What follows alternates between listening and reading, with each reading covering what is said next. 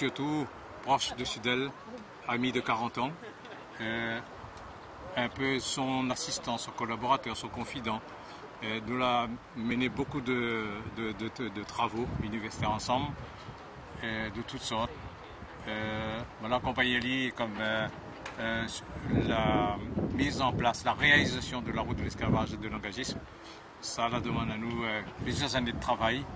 Et donc, c'est un ami qui part, hein, c'est un frère, donc c'est un collaborateur, c'est tout ce que nous peut dire. C'est pour moi un assistant, son assistant, mais au sens précis du terme même, hein, au-delà de sa vie professionnelle. Non, malheureusement. Il n'est pas encore arrivé au bout de l'histoire de la Réunion.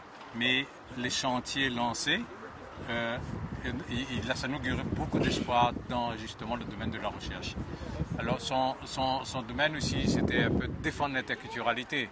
Alors donc il trouvait des Indiens, des Chinois, des Malgaches, des Comoriens, etc.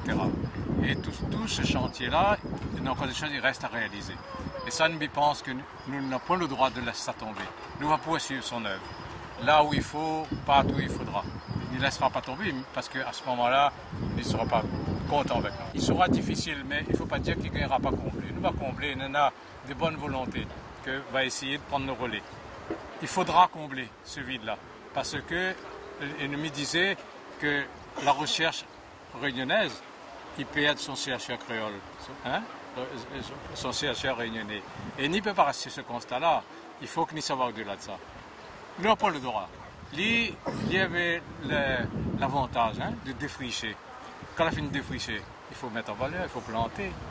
Il reste à nous à faire. Il a fait l'essentiel, il ne laisse pas tomber. Mais il pense et il reste persuadé, on va trouver quelqu'un qui va prendre le relais de Sudel.